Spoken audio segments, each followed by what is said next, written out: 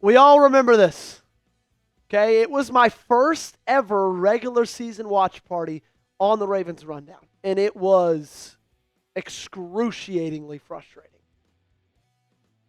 But now it's time to run it back. You get to take on the Chiefs. You get to take them on in their stadium, and you've got a chance to get that win you've been waiting to get since week 1 of the 2024 season, and this one's going to be even more sweet because, let's face it, with the way your season started, you need a win. Coming up on today's show, we got some injury news, then we're going to get into keys to victory, and then I'm going to give you my score prediction, okay? I'm going to give you Chiefs, Ravens, who I think is going to win, what the score is going to be, and also, dude, I'm just excited. It's going to be a fun one. Speaking of fun things, tonight we're going to be going live for Chiefs versus Ravens, or should I say this afternoon. 3:25 Eastern Time is when we'll go live. Of course, at the 4:25 kickoff, you'll get play-by-play, in-depth analysis. 94,000 views the last time we went live for this game, week 1 of last year. We'll have a jersey raffle at the end of the game, so make sure you don't miss out on the fun. So to make sure you don't miss out on the best fan environment for these ball games, subscribe, turn on those notifications. 48.5, that's the over-under for this one. Ravens currently sitting as a 2.5-point favorite on the road. I think that shows you what Vegas still believes of this Ravens team and what they believe about the Kansas City Chiefs so far. Kyle Van Noy, obviously, he's not going to be playing in this one. He hurt his hamstring a couple weeks ago against Cleveland Browns. He's going to be out for multiple weeks. Unfortunately, Nnamdi Madubuike was out on Monday Night Football. You thought maybe if a miracle happened, you would get him back and he'd be good to go against Kansas City. But unfortunately, that's not the truth either. John Harbaugh spoke to the media on Wednesday afternoon after practice, said he's concerned about his long-term status, confirmed he won't play this week. Obviously, it was a big miss not having him against Detroit. Hopefully, this team is going to have some people step up and will be able to pressure Patrick Mahomes. But that's not where this thing starts when it comes to winning this football game. I believe the first key to victory is run the ball. Okay? It's simple. But I mean it this week, man. That's why I put it in all caps. Run the damn football. I'm not even going to discuss fumbles. I'm not even going to talk about it. We know that Derrick Henry's had a problem this season. A fumble every 14 touches. Some at some very inopportune times as well. But that doesn't matter for this game. I'm just focused on him doing his job as a running back, on running the football. Because when this offense is balanced, it's unstoppable. In his last 2 weeks, they haven't been great, man. Against Cleveland, 11 carries, 23 yards. The first drive against the Detroit Lions, we thought he was back. 3 carries, 36 yards, a touchdown. But then the rest of that game, 9 carries for 14 yards. Look, no quarterback is good in an unbalanced offense. Okay? I don't care if you're Joe Montana, if you're Troy Aikman, if you're Tom freaking Brady. If you can't also run the football, a quarterback's going to struggle pushing his team down the field. The O-line is especially bad when you're unbalanced as well. Because if they know you're passing, with this front five, man, they can just tee off on you. So it's going to make everybody better, everything better, if you can run the football, if you can be balanced. Lamar's going to be better for it. The offensive line's going to be better for it. The receivers are going to be better for it. And we all know, good and well, Derrick Henry is going to be much better for it. I'm not worried about his fumbles. I don't think he's washed. I've still got confidence in him. But I need to see it back today. Okay? Don't jinx it for me. Do you want the Ravens to beat the Chiefs? Simple question. If your answer is yes, like the video. If your answer is no, then get out of here. We don't want you watching it anyway, okay? Don't jinx it. I'm superstitious. If you want the Ravens to take down Kansas City in Kansas City, hit that thumbs up button. Number 2, the offensive line has to step up. It has to step up.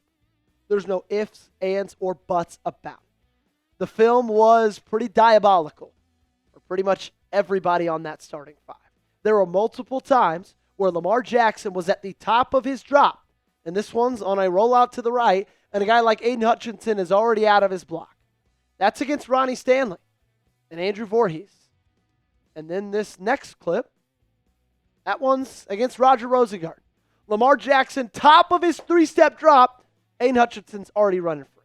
And this one, sure, it's a stunt. You're going to have that inside defensive tackle stunt over to his left, kind of in that A-gap on the right side of Tyler Linderbaum. Well, absolutely no communication. And he just runs right freaking past him. I mean, look out that. Just wide open. You can push it across, Gage. Wide open. You can run a truck through that hole. You could also run an interior defensive lineman for the Detroit Lions. So we talked about Linderbaum. We talked about Voorhees. We talked about Stanley. We talked about Rosengarten. They all had some pretty bad plays. Of course, we cannot leave our main man, Daniel Falele, out of it either. Because, per usual, he does something every game that you just scratch your head and say, what the hell? The Lions' defense against the Ravens was unbelievable. 7 sacks, 30 pressures, a turnover as well. The offensive line has to be better. I think Lamar Jackson has to be better as well. I'd like to see him check it down more. I'd like to see him throw it away every now and then. I'd like to see him, make a little bit better decisions under pressure. But that's not here nor there, because the onus does fall on that front five.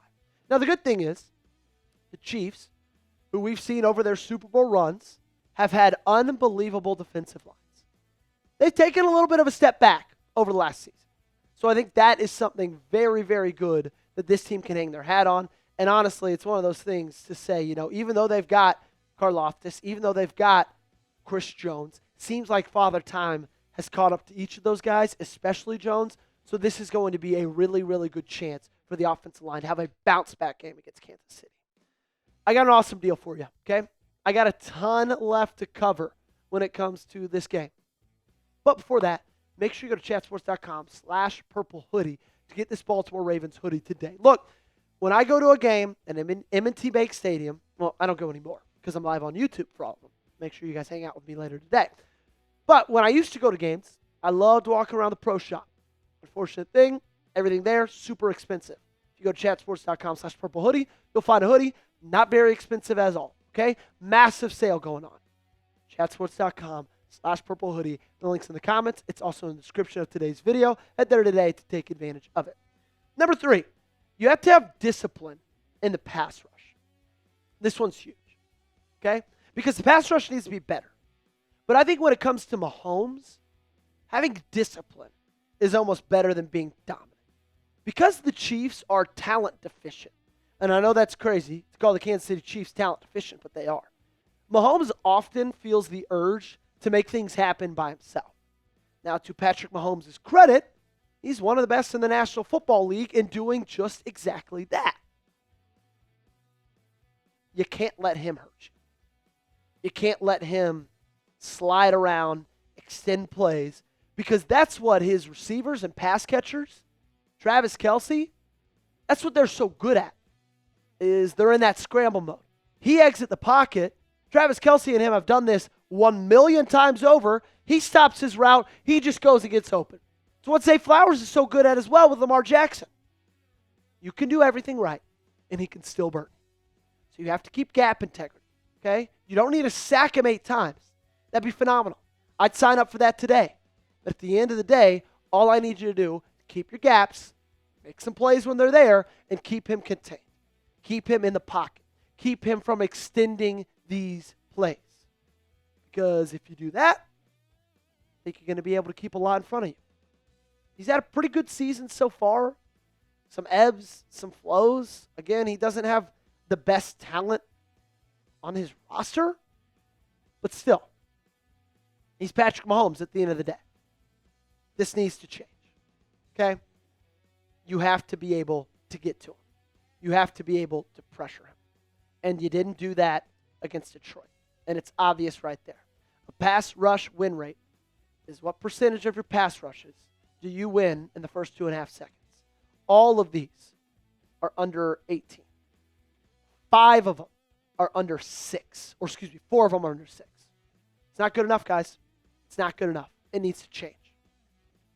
And you're going to have to do it against an offensive line that we talked about before, you got a chance to do it against, okay? They're not as good as they used to be. It's Vegas time. 1.5 sacks against Kansas City. I'm setting that as the over-under. Type O for over or type U for under in the comment section down below. It's a low line. I get it, but I think it's a perfect one. You let me know right now. Number 4, stop the run. You got to stop them running the football. The thing about Kansas City, we talked about their lack of talent already. They don't have crazy names.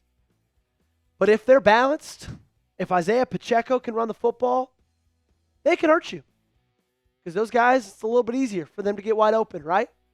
Like if you just look at their team from face value of Pacheco, Marquise Brown, Xavier Worthy, Tyquan Thornton is their 3rd best wide receiver, Travis Kelce at age 78.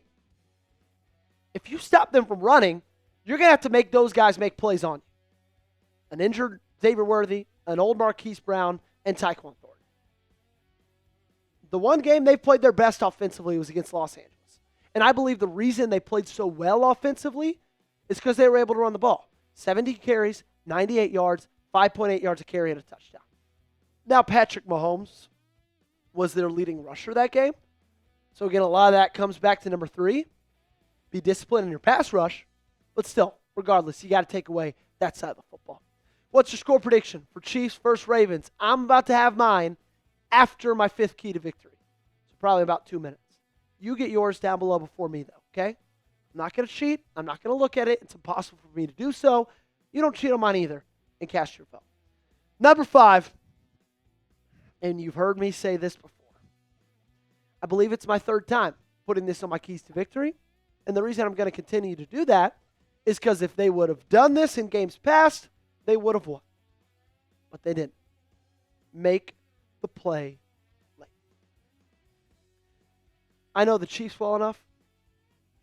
I know playing on the road in Arrowhead Stadium well enough.